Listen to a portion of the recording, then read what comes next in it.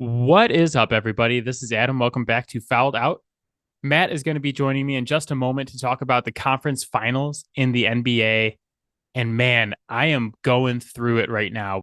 As a Kings fan, watching Tyrese Halliburton, who we traded away, and Luka Doncic, who we should have drafted, play in the conference finals while my team is sitting at home again is uh it's been tough on Kings fans, I think. And then for me personally, since the last time we talked, the Bruins have been eliminated from the Stanley Cup playoffs as well. And now game one of Panthers versus Rangers, two teams that I hate, is on tonight, along with game one of the Wolves and the Mavericks series. For hockey, honestly, I'm just rooting for whoever comes out of the West. Man, Oilers or Stars, that's my team I'm rooting for because I do not want to watch either of these teams from the East hoist the Stanley Cup. We're going to bring Matt in. We're going to talk conference finals. But before we start, just want to remind you that you can reach out to us, fouledoutsports@gmail.com. Really appreciate you guys listening. We would love to hear from you. Give us your conference finals picks. Boston is currently up 1-0 on Indiana right now. And then, like I said, the other series gets started tonight. So still plenty of time for picks. Or let us know who you think is going to win the NBA finals. I think there's potentially a lot of interesting combinations we could see from these four teams. And though everybody's saying, oh, it's Celtics versus so-and-so, not 100% sure that it is. And we're going to talk about that with Matt here in a minute. So make sure to reach out to us. We got a backlog of emails I got to get to. So if I haven't reached out to you yet, stay tuned. I will. Let's go get Matt. Let's talk conference finals. Let's go.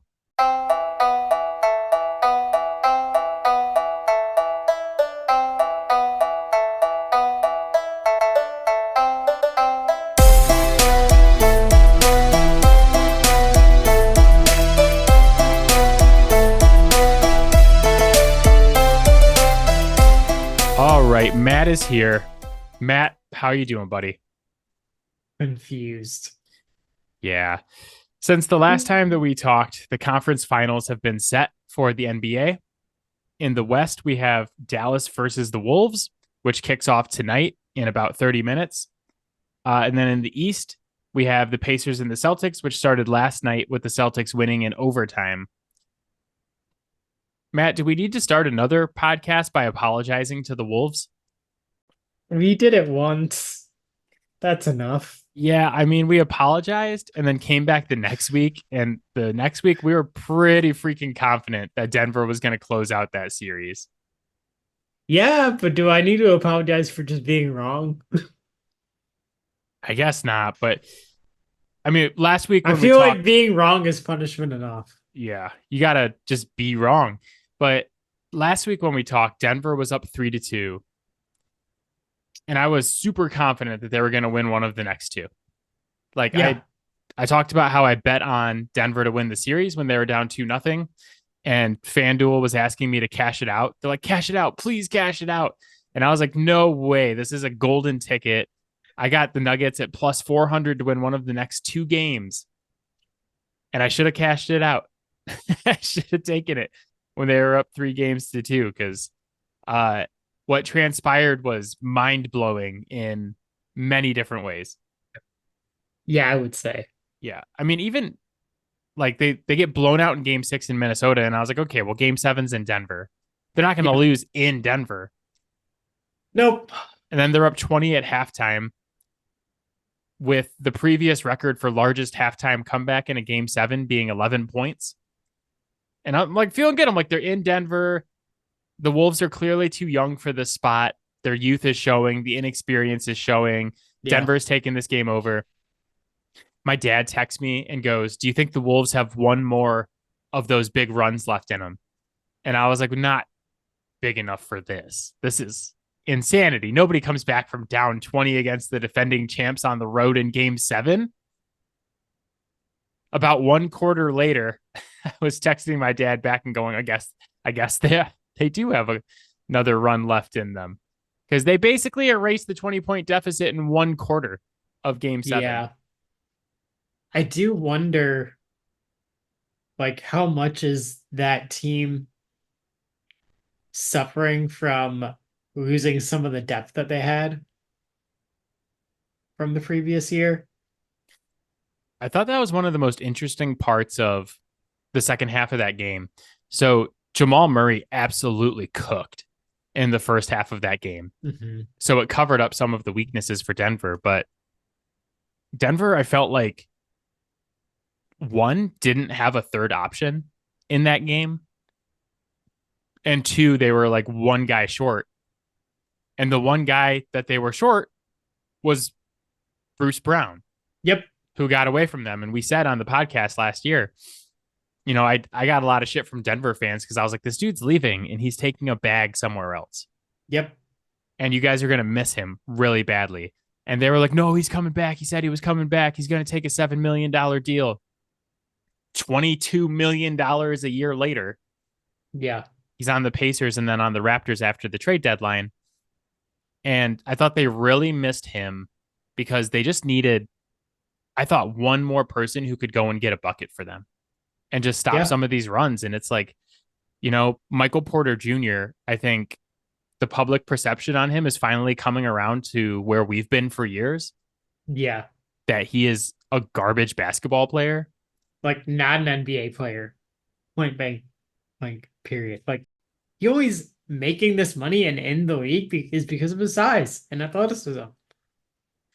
I feel like he's one of those guys that kind of skates by on the fact that he was a highly ranked high school prospect. Yep. And people are like, yeah, but like, look what he did in high school.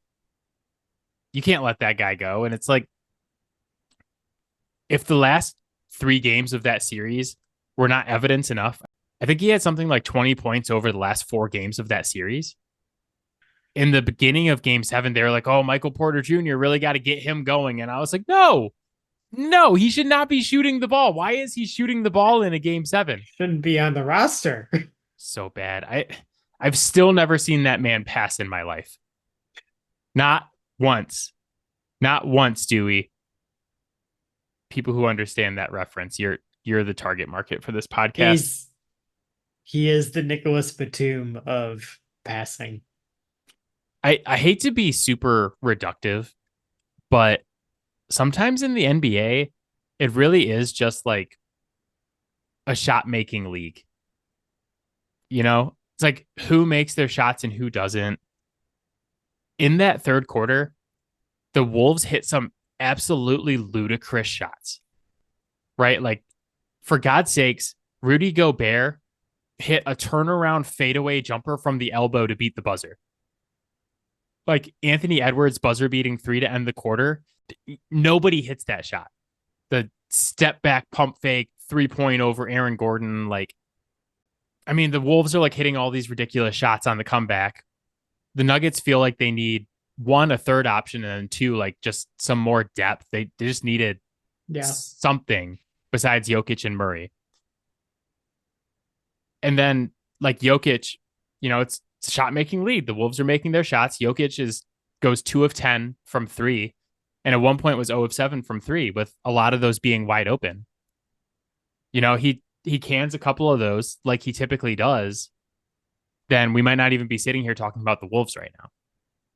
I don't think it's fair to expect Aaron Gordon to consistently step up to be that third scorer when like he's going to take on the heaviest load defensively in that matchup.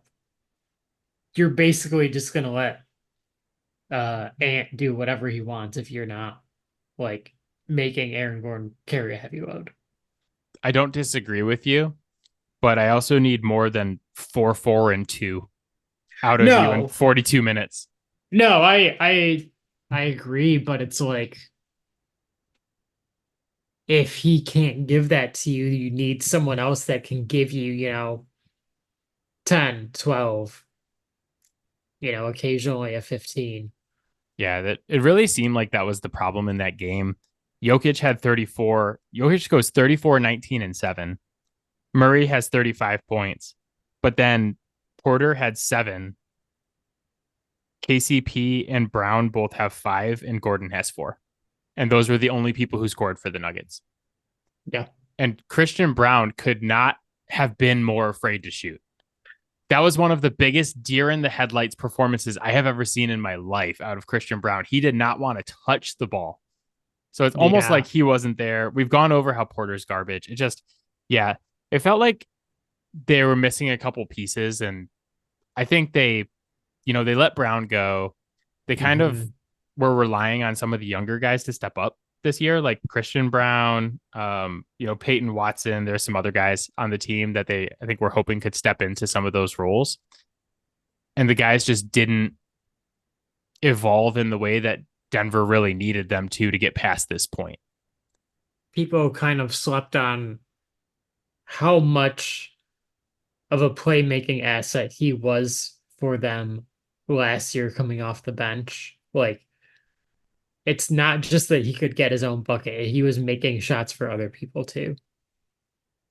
Yeah, I mean, he was the best option for them in the playoffs last year at that spot. Yeah. Like, we were talking about it all year last year. We're like, why is Michael Porter Jr. playing? Give Bruce Brown more minutes. He needs more minutes. So he was a low key important part to that team that won the championship. And I think they're Yeah. regretting making the decisions they made.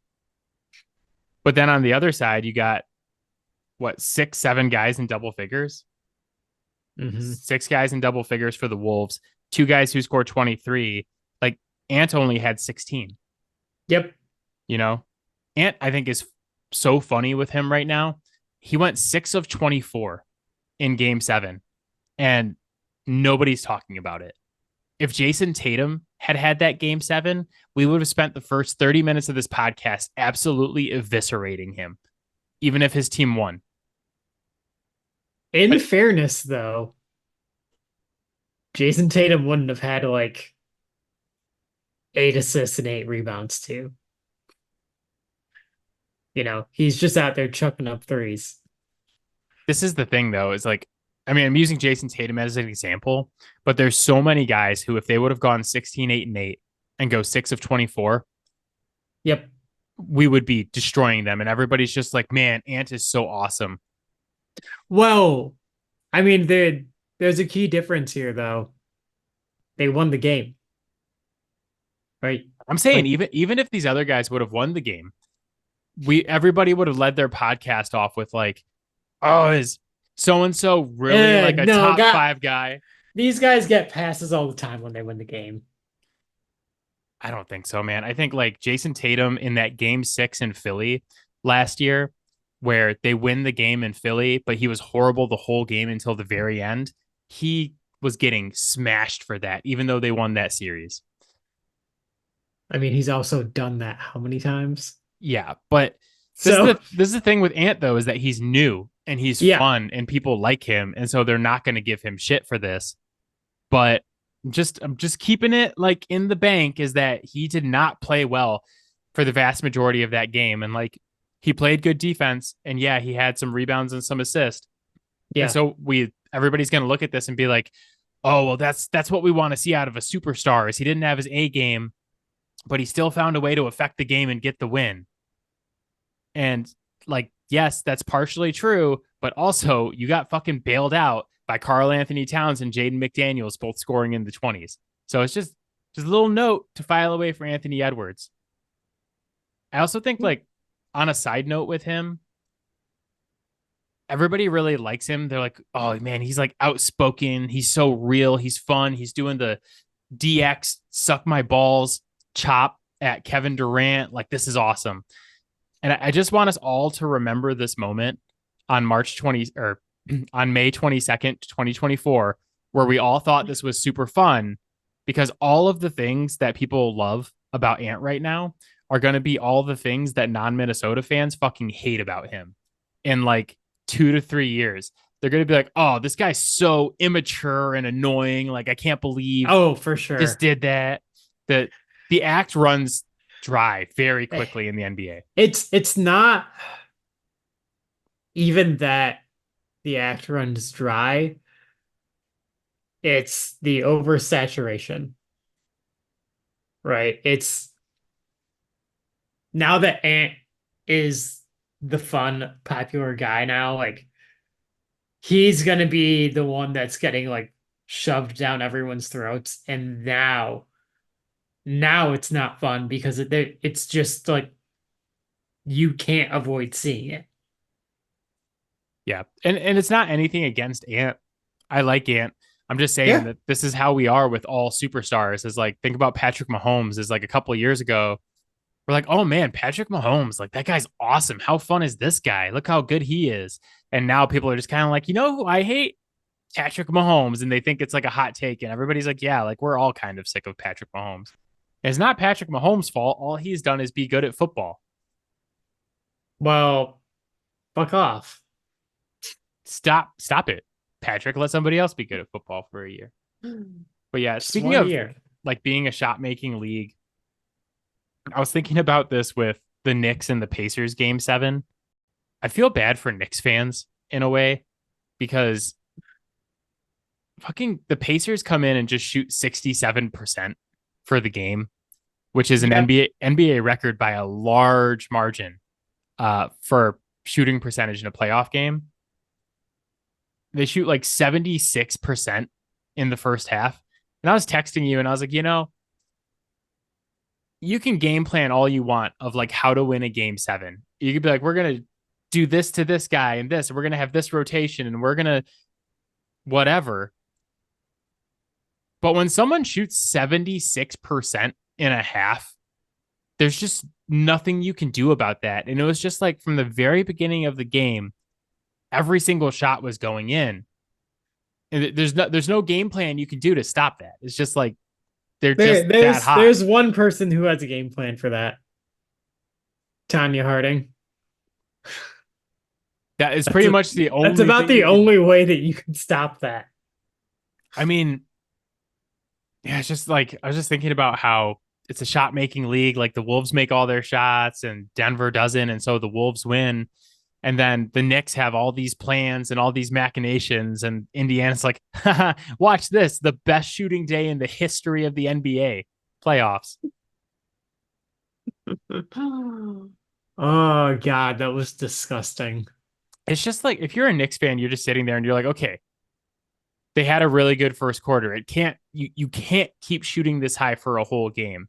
There will be a chance to come back. And it's like, yeah, it got worse, but it only went from 76 to 67.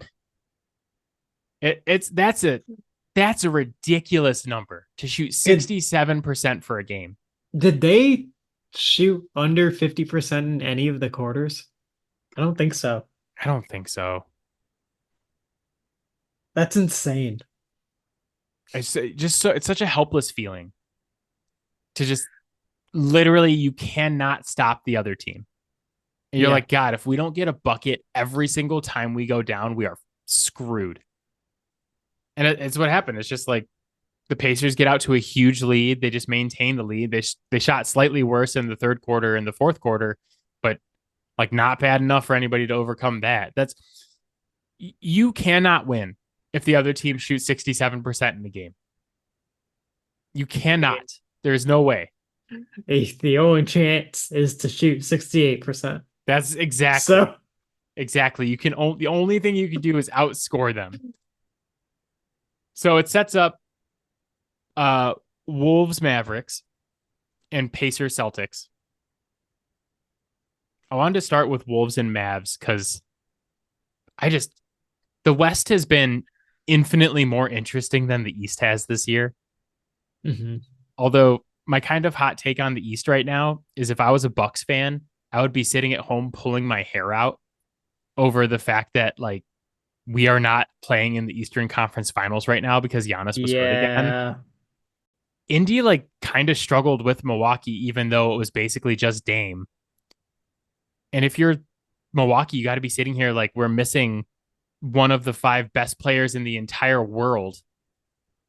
Dame was playing pretty good playoff basketball. Like you got to think that you would be here playing this Boston team that looks vulnerable. Yeah. Like not to take anything away from Indy because they've done a good job with what they have and they can't control the Yeah. people that they played. But like, I don't know that they're here if Giannis is healthy. But for Wolves and Mavs, I think a lot of people are treating this as a foregone conclusion. And people are going to look at that Wolves and Nuggets series and basically just be like, well, that was the NBA finals and the Wolves won. They're going to win the NBA championship. Would you pick the Wolves right now? Or are you like, how do you feel about this series? I won't put anything past Luka. I just won't.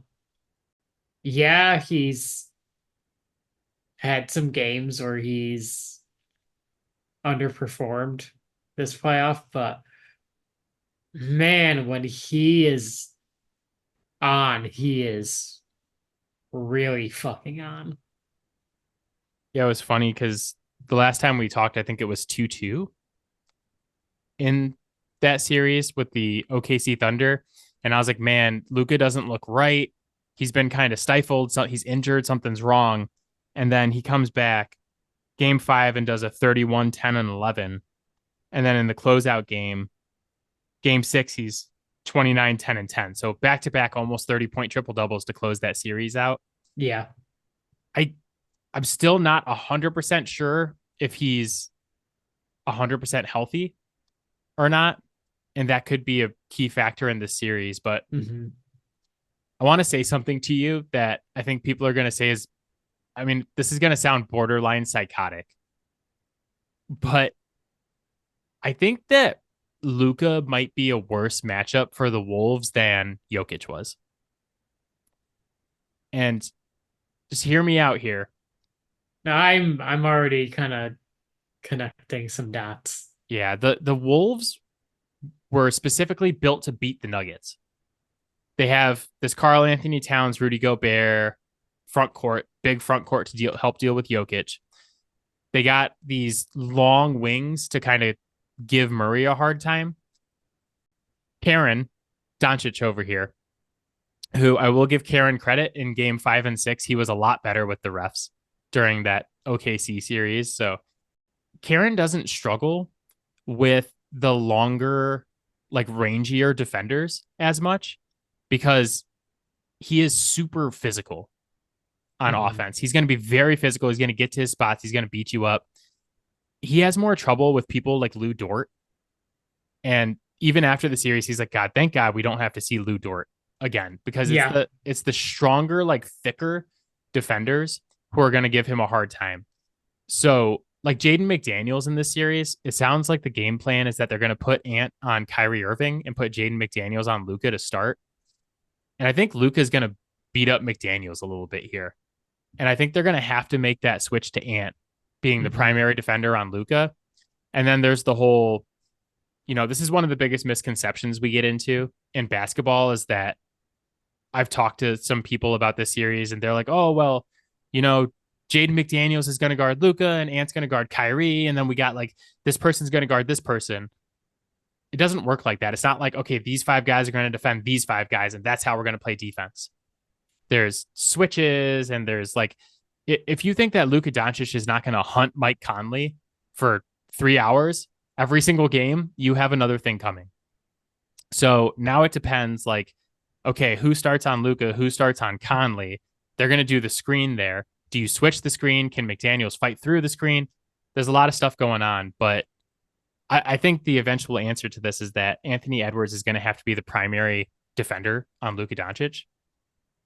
And then when you're guarding the best player on the other team, like how much energy do you have to expend on offense? And I also think that people look at this Dallas team and they're like, oh, it's Kyrie Irving and Luka Doncic. This is like an all offense, no defense team like the Pacers. And you could not be more wrong about that because this Dallas team has been phenomenal defensively in the playoffs. And really ever since the trade deadline when they went and got Gafford and all those guys pretty cheap. So this is not the same Dallas team that we're used to. They have an extremely good defense. I mean, it's not like Wolves level. The thing I'll be interested to see the most is like, besides who guards Doncic, during that Nuggets series, there was large like swaths of the series where the Wolves were going on these like 20-0, 17-0, 15-0 runs all the time. Luka, and I know like Jokic should really be this guy too. So maybe people are just going to be like, well, they just did it to Jokic. Luka and like Kyrie are supposed to be those guys who, when you need a bucket, they can go get you a bucket. And I trust Luka to do that and get to the line and get free throws in a way that I don't know if I trust anybody else to Jokic's game is so all around and like getting everybody involved Yeah, and to a way like he's so committed to making the right play that he's not going to force his way to a bucket, which, you know, 99 times out of 100, that's the right thing to do. But there are times where you need your guy to just bulldoze your way to the bucket. I think that was kind of the thing with the Nuggets too, is like when the Wolves are going on these huge runs, it's like, okay, somebody just needs to score, like get a free throw, get something. And they just couldn't get it going. Yeah. And I think part of that is because they're specifically constructed to make it so that Jokic can't do that. They're not constructed to make sure that Dallas can't do that. No. Even like with the rule change, Luka's free throws have not gone down the way that other guys' free throws have gone down, like Trae Young and James Harden and these guys. Like he's still getting to the line often. You know, we've talked in the past about how really in previous years when it came to the playoffs, Rudy Gobert has gotten played off the floor defensively time and time again. Part of the reason that doesn't happen against Denver is they're a centered offense, right? So like he's not getting pulled out on the perimeter. But you know who Luka is also probably going to hunt? Rudy Gobert. Because Rudy Gobert cannot handle Luka. Yeah, it's going to be really interesting to see how they defend Luka because like I I'm basically making the whole case for why Dallas can win this series. We're going back and forth saying like, oh yeah, we can see the Wolves can absolutely win this series too. I'm not saying like, oh, it's Dallas Yeah. in 5 or Dallas in 6. Like Yeah. I think this is going to be a long competitive series. I just wanted to make the Yeah. case for Dallas because people just watch that Wolves Nuggets Mhm. game and I think are expecting the Wolves to like sweep this or make it 5 games. And Yeah. it's just not going to be that. I'm gonna be really curious how Minnesota chooses to defend the pick and roll because you don't you don't want to give Kyrie or Luka, easy looks at the three. And you also can't give either of those guys opportunities to take Cat or Gobert off the dribble. You can't allow that. Oh, and they're going to space the floor a little bit more than the Nuggets did too, because Yep. like when you have Jokic and Aaron Gordon out there and Gordon's playing that dunker spot where you're looking for Jokic to work like in the paint, kind of at the elbow, and Gordon's going to try to like slide down the back and get in that dunker spot.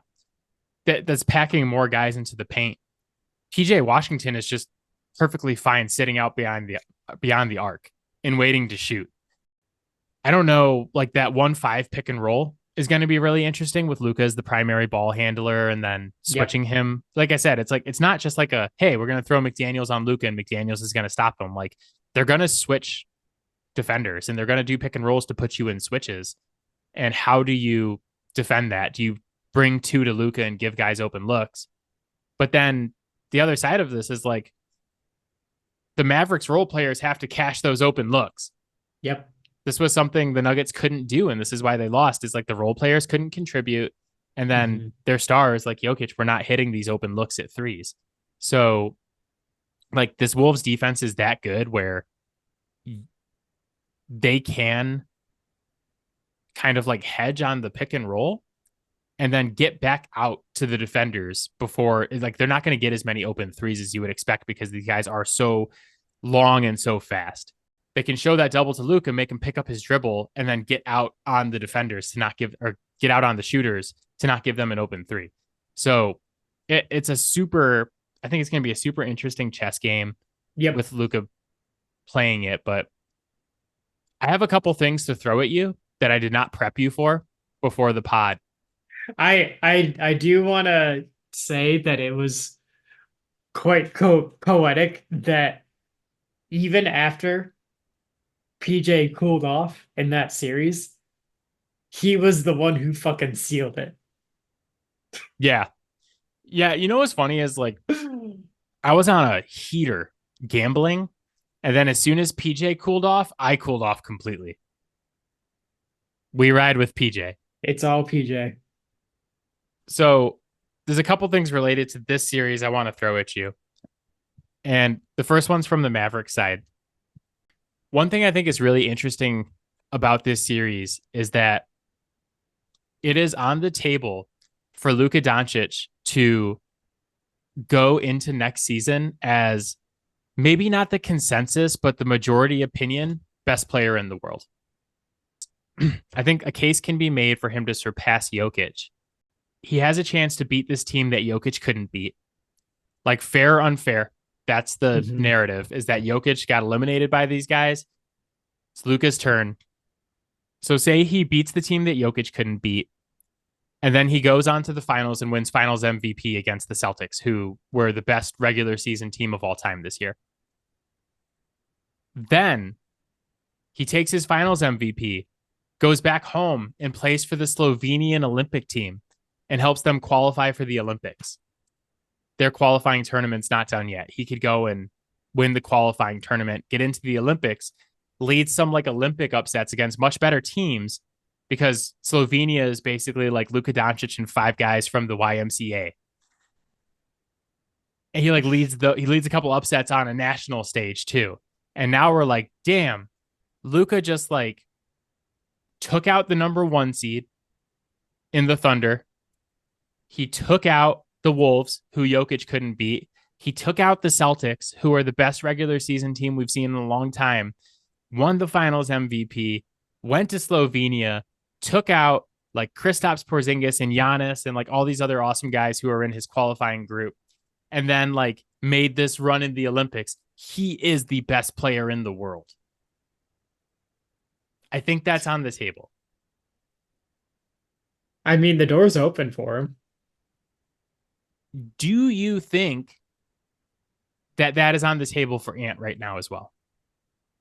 No. I was thinking about this with Ant. So he beats Booker and KD in round 1. He beats Jokic in round 2. He beats Luka in round 3. He beats the Celtics in the championship. I'm assuming it's the Celtics. We're just going to use them as the example. But he beats them in the finals, wins finals MVP, goes to play for Team USA, and becomes the best, most important player on a team that has LeBron James, Steph Curry, Kawhi Leonard, Kevin Durant, all of these legends, and leads Team USA to a gold. Do you think there's still no case for him, or do you think like we're like, oh man, Ant might be the best player in the world?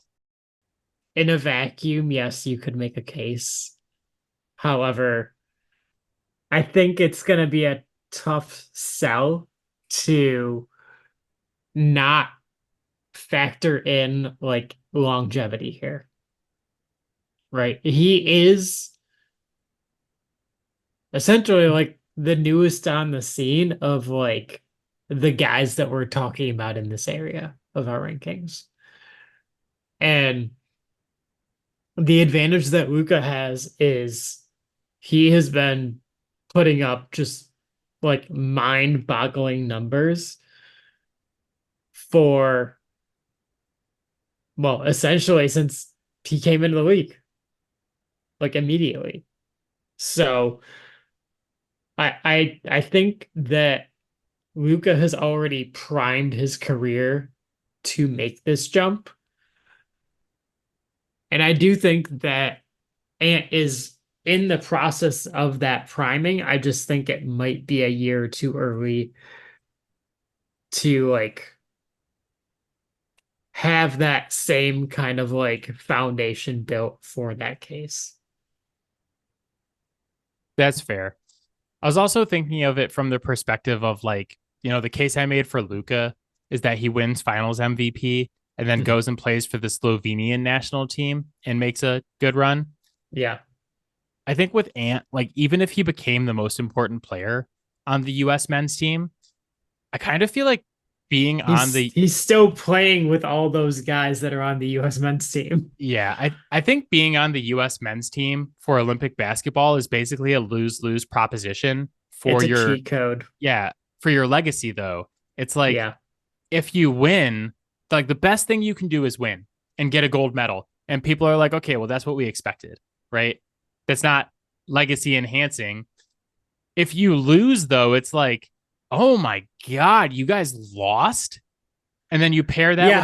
pair that with the fact that he was the best player on the FIBA team that just came in fourth. And you're like, why can't you beat these scrubs? Like, what is wrong with you?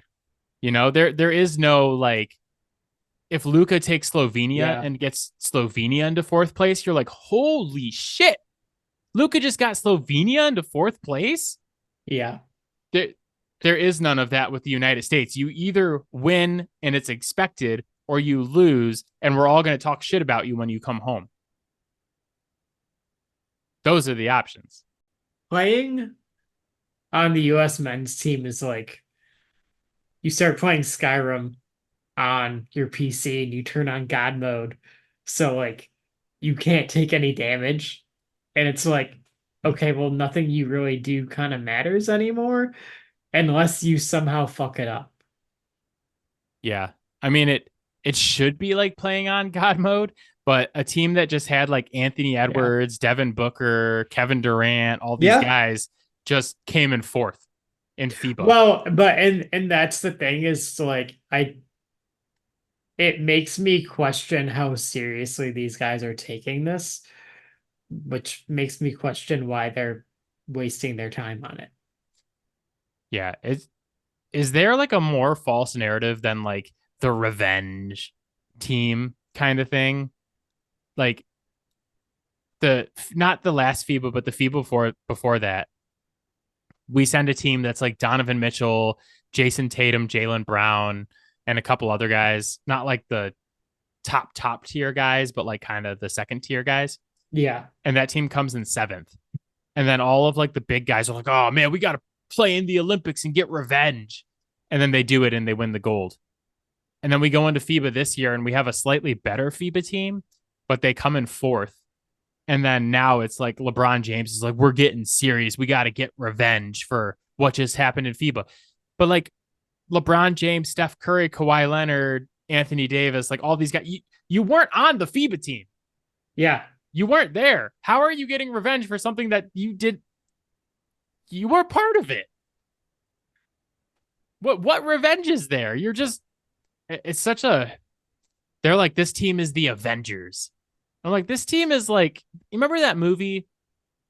What was that movie with like all the washed up action stars that did one more movie together? The Expendables. Yeah, the Yeah. Expendables. The US men's basketball team is not the Avengers, they're the goddamn Expendables. Everybody is old as Yeah. shit. Everybody is old. But the thing about US men's basketball is like, the game of basketball has grown so much globally and all these other countries are getting so much better at it. But like Canada is still starting Dylan Brooks, right? Your 10th best player on Team USA is Tyrese fucking Halliburton, who just led a team to the Eastern Conference Finals. So there's no reason you should lose. And if you don't come back with a gold medal, we're just going to shit on everybody that got sent over there. So Yeah. that's the difference for me with Ant is like the Olympic thing. It's not happening Yeah. for me. Do you like think at all about gold medals when you think about players' legacies? This is one of the No. other things I was going to throw at you. No. I was watching a TikTok video the other day and they were talking about Carmelo Anthony. And they were like, yeah, he never won anything in the NBA, but he was really important to Olympic men's basketball. And I was like, I do not give a fuck that he was important to Olympic men's basketball when talking about his legacy. He never even made the finals. But I know he's got 3 gold medals, which is a record for men's basketball in the US. He scored the most points in Olympic men's history. He's played the most games. He has the most Hmm. rebounds. Cool. That's awesome that you spend your summers beating up on dudes from international YMCA's. I don't care about that in the perspective of where do you rank among the greatest NBA players of all time? I give him more credit for his little stint in Portland, kind of eating his humble pie and like finally accepting to come off the bench than I do anything with the Olympics. It really doesn't matter. Yeah. You're playing with a loaded deck. This is coming from someone who really enjoys international basketball, and I will watch every international basketball game you put on my TV this summer, especially because it's like either that or regular season baseball. So um, I love it. It doesn't matter to me in the perspective of what your legacy is as an NBA basketball player. The last thing I wanted to throw at you regarding the West, and I purposely didn't touch on this guy when we were talking about Wolves and Mavs, but I think he's going to be extremely critical to the series. Where are you at on Karl Anthony Towns right now? I honestly don't know. You know? Looking back at our NBA top 30 from last season, Karl Anthony Towns got one single solitary vote, and it was Devin voting him as the 30th best player. So he got 1 point. And I was like, man, I haven't thought about it enough to say like where I would have him. But I'm pretty sure that he's going to be in the top 30 this season. Yeah, I think he's earned that much. It I seems just like don't know how much farther up I can really move him from the bottom. And when I say that, I like truly don't know. Because what we've seen this year in the playoffs from him is such a far cry from what we've seen from him in important moments in the past. And I really have a hard time reconciling those two things. I know. I was just thinking about this because I was like, man, they just used this guy as the primary defender on Jokic. And part of that was so like Gobert could kind of play the free safety role that he's better at. But I mean, he did like a pretty good job on Jokic. We're never going to come out of a Nugget series and be like, damn, that guy shut down Jokic. But he was better against Jokic than Gobert was. 100%. And he was really good in that game 7. He had 23 points. And he's had multiple games this postseason where he's been really important to this team and he's been a key cog to their success so far. And I look at the series against Dallas, and I'm like, this dude's going to be super important to them again. Mm-hmm. And if they win this series, he's going to be super important to them in the next one. Not only because he's their number 2 option on offense, but like his defense has been good and extremely important to holding together one of the better defenses that we've seen in a long time. This essentially 2-center lineup that they run out there doesn't work if Karl Anthony Towns doesn't score. Because, well, Rudy Gobert is who he is.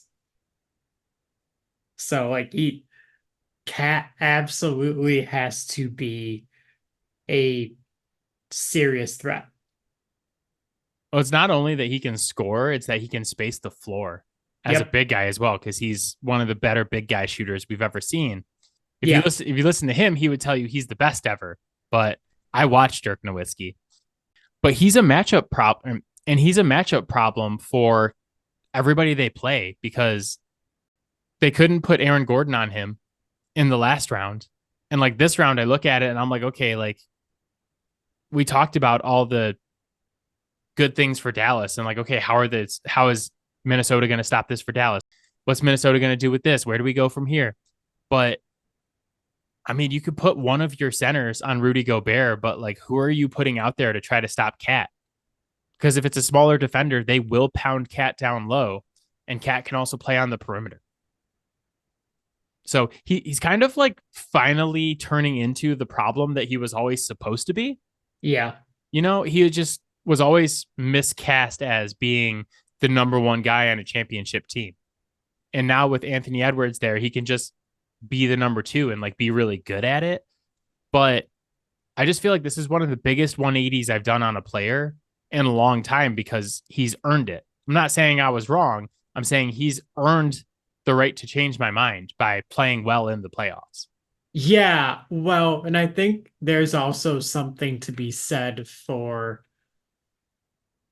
the value of like that elevated play of Anthony Edwards unlocking him. Like Jokic doesn't need a perimeter player to unlock him because he's going to be your primary ball handler more often than not. When you don't have that primary ball handler that is also really, really scary, then it becomes a lot easier to defend the big. So, like, I think that's why we've kind of seen upticks with Cat over the last couple of years. Yeah, I think that's all fair points. I was just like, man, I don't know if I ever thought he could really put it together and be this in the playoffs. And it's funny because like I feel like people just dislike Cat and they're just like annoyed with him. But like overall, he's a good dude. He's never really done anything wrong.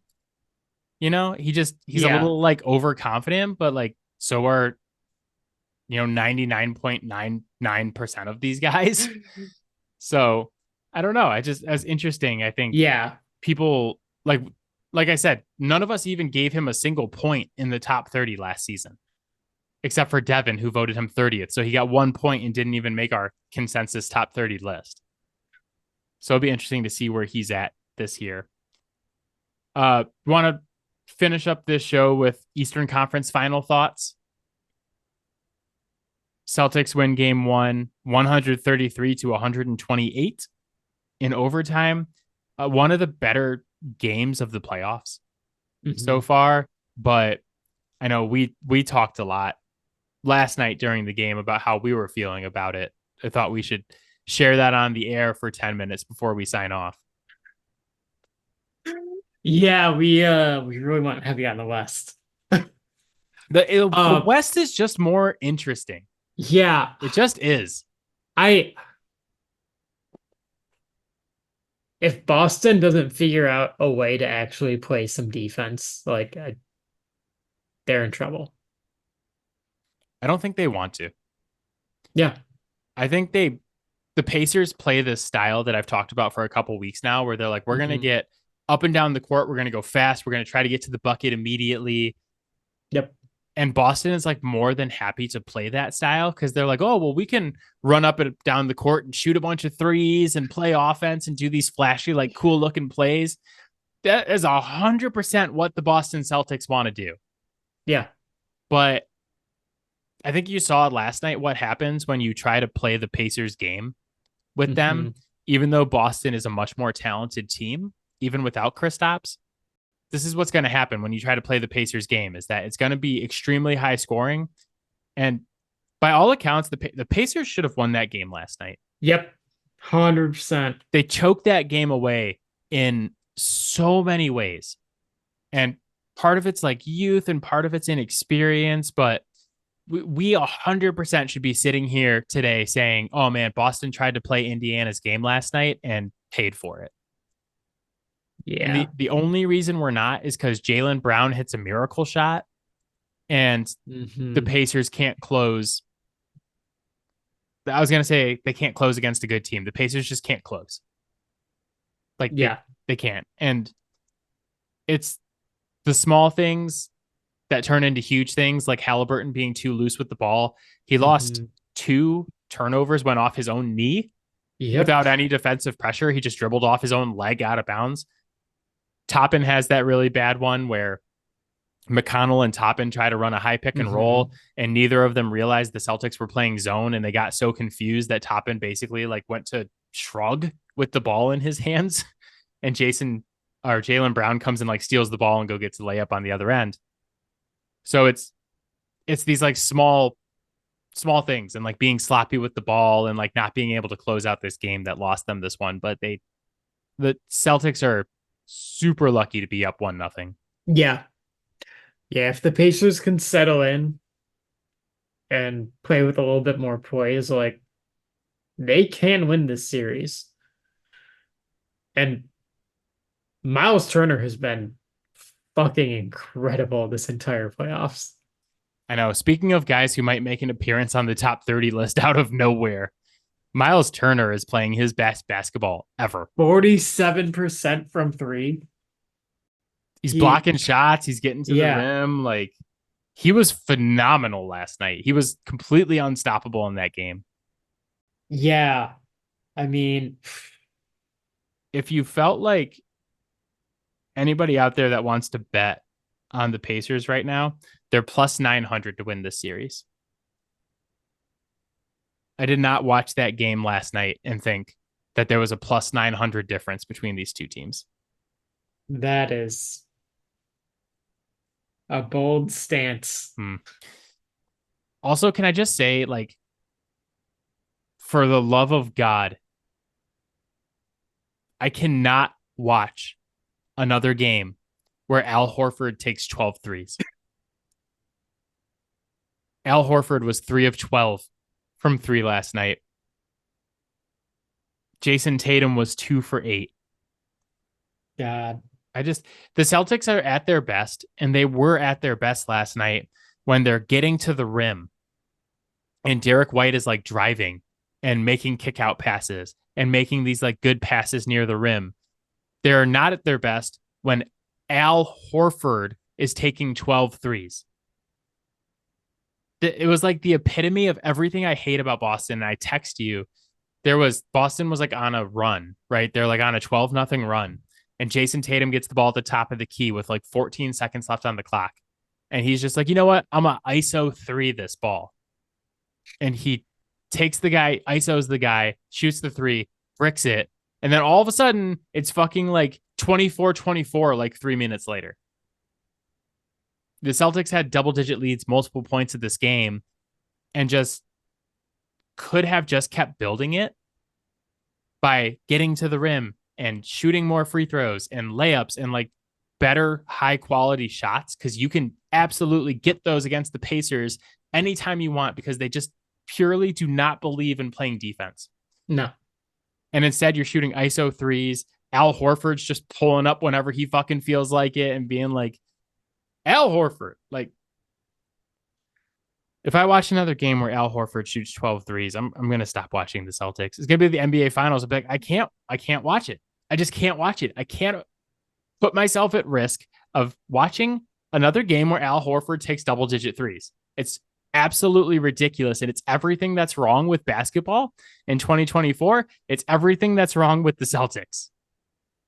I hated it. Could not stand it. I looked at his stats. So bad. It's like he's shooting 5 threes per game in the playoffs. And I was like, 5's not that bad. He's had multiple games where he shot more than 10, though. I'm like, give me more of the games where you take 3 and not 12. And like, Jason Tatum had a good game last night, 36-12. Yeah. Team won the game. Could have been a lot better if you didn't take like the 4 fucking ISO 3s that you felt like you needed to take because you bricked all of them. It's miraculous to me their refusal to learn any lessons at all. Jason Tatum the is out here. Same team they were 3 years ago. Jason Tatum is out here cosplaying Kobe Bryant every night. And watching him cosplay Kobe Bryant on an NBA floor is basically the same to me as watching someone cosplay Goku at a comic convention. I'm like, you look a little bit like him, but you're not him. Yeah. Stop trying to be him. Be you. And this is the thing that pisses me off about Jason Tatum so much is like, I really truly feel like Jason Tatum has a lot of really good things to offer. Yep. I think he's a super talented guy. You know, we always tease on this podcast about like him not being a top 10 player. He has the talent, to be a top 10 Yeah. player. Just be that guy. Play to your strengths. Be I that, mean, like, and I will gladly put you in the top 10. the capacity is there for him to be top five. The way But he plays the game is specifically what prevents him from getting in the top 10. yeah, he's a 6'9" wing who can score at all three levels. It's just that he's way more interested in scoring at one level, which is the 3-point level, than he Mm-hmm. is at scoring at any other level. And like, dude, just I know we just talked Yeah. about earlier is like there are times where your team is going to need you to create your own bucket. That's great. That time is not all the time. It's a small number of times. And it's not ever, I don't feel like there's ever going to be a point against the Pacers where the Celtics are like, oh, we can't find a way to score right now. We really need someone to go get us a bucket. Because it's just not the Pacers game. They're just not fucking interested in playing defense. They're already thinking about running up the court when you're dribbling the ball. They're going to pressure you. And if you get past, like, they defend that first fourth of the court better than anybody in the NBA. There, I think Doc Rivers said that the other day. They're like, from the half court line to the top of the 3-point line, they defend that better than anybody else and try to prevent you from getting in your offense. But once you get into your offense, you're getting whatever you want. How many like 130 or 120 point games have they given up in the playoffs? 3 games they've given up 120 or more in the playoffs. And then there's been other games where they gave up 118, 113, 117, you know. So I cut it off at 120, but they give up a lot of points, is my point. Yeah. Like, But like you, you have to keep in mind that playoff basketball is usually lower scoring. And we also had the rule change this year, which has generally led to lower scoring games. And they're still like consistently up over 115. yeah, they've also had 7 games where they've scored 120 or more in the playoffs. And this is the Pacers. The Pacers are my favorite team to watch in the entire NBA. One, because it reminds me of like Oklahoma versus Oklahoma State in football, where it's like, we're just going to have a shootout and it's going to get really crazy. But two, because the offense they play is like legitimately beautiful. I think one of my issues with them last night is that I felt like Halliburton kind of was hunting his shot a little bit too much and like trying to shoot too many threes. But you watch like when they're going on these runs, the Celtics are up 12-0 to start the game. The Pacers come back and tie it. And when they do these runs, like the ball is not staying in any one player's hands for more than like a couple seconds. It's quick decisions. The Mm-hmm. ball is swinging around, getting to the open guy.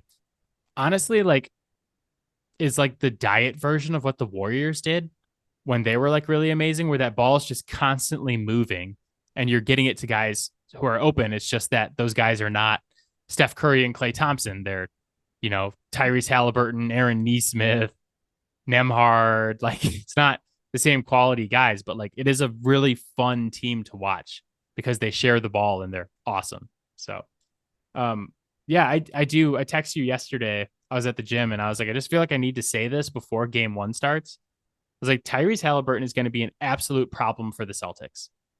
And I think the Celtics will win the series, but I think Halliburton is going to cause all sorts of problems for them because of his ability to score and move the ball.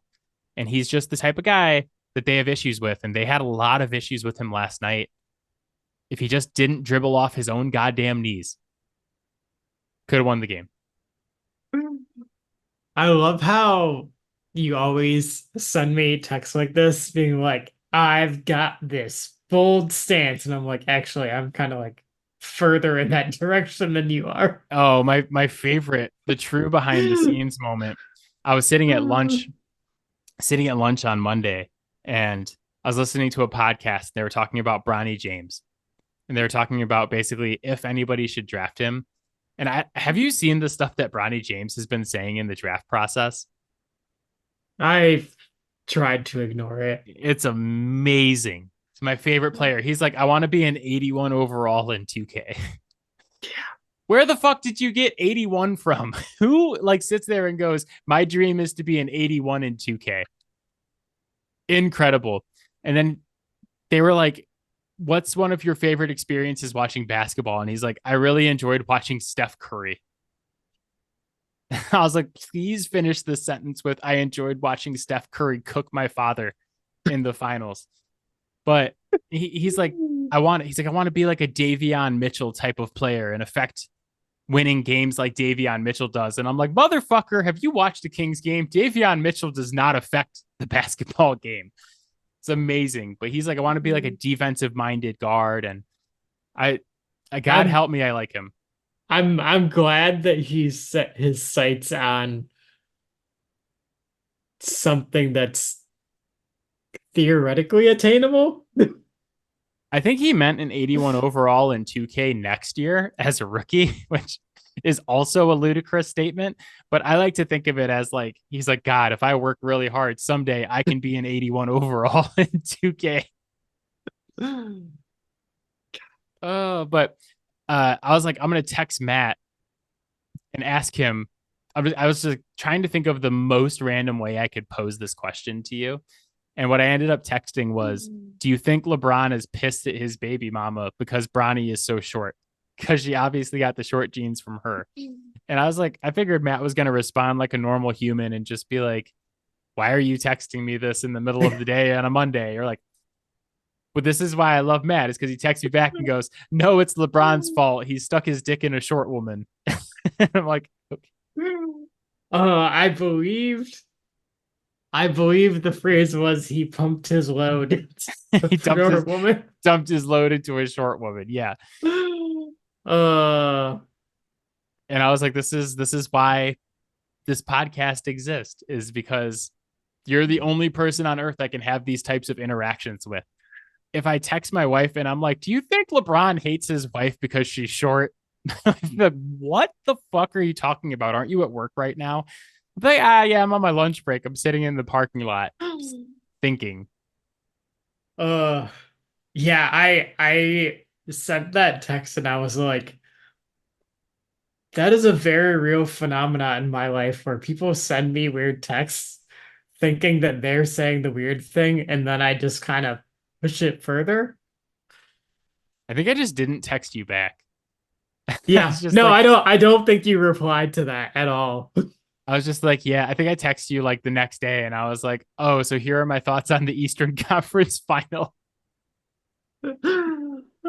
I wasn't ready. I know I started the conversation, but I wasn't ready to really have it. This is the problem. Like, no, I'm not ready for this. This is the type of content that needs to go on the Patreon. It's like, this is something we would talk about in a pre-show meeting, and then we would just start the show and be like, okay, time for serious basketball breakdowns. Uh, yeah, ideal content. All right. The Mavericks and Timberwolves have tipped off. It is 33-30 Wolves right now. It is 9:05 Eastern on May 22nd. Do you feel brave enough to make a pick for the series, or should we just skip the picks and go on to the next thing? I mean, is it even worth it at this point? I don't think so. What I don't understand whatever basketball. we pick is going to be wrong Yeah. because that's what's happened. I think the new strategy is to do like the first take strategy, and whatever you pick, I'm just going to pick the opposite. And then one of us is right. And then we come back on the show in a week and be like, ha, I told you. So I don't know. Everybody go enjoy the game. That is it for us. As always, Fouled Out can be found on Spotify, Apple Podcasts, Pocket Cast, Overcast, anywhere you get your podcast. You can hit us up on Gmail, fouledoutsports@gmail.com. You can find our videos on TikTok, Fouled Out Sports Podcast. It is a long name, but you can't miss it. Matt, any final thoughts before we sign off? Still very confused about everything. My final thought for this podcast is Harrison Butker, go fuck yourself. Yeah. Yeah. And you know what, guys? Tell us how you feel about LeBron James pumping his load into a short woman. That's God damn it. Now my email inbox is going to be full of like, hey, this is how I feel about LeBron James' sex life. Like, I didn't ask. Send the emails to Matt. But all right, everybody, enjoy the conference finals in basketball. The conference finals in the NHL have also tipped off. So every other night is either, we have basketball and hockey, and it alternates between the two series, which is super fun. Matt and I will be back next Wednesday to talk about the conference finals again. We'll be through the first couple games at that point. And then the NBA was nice enough to announce that the NBA finals will start 2 weeks from when this podcast comes out. So our podcast coming out the week of June 5th will be an NBA finals preview. We'll know our two finals teams by then. So more conference finals talk, a couple weeks of finals talk, I think some NBA offseason pods, and then strap in for top 30 because this year is going to be a wild ride with everything we've seen. It could get spicy. So, all right, my friend, I'll see you later. Yep. Bye, Bye, guys. guys. Bye, Mom. Bye, Robin.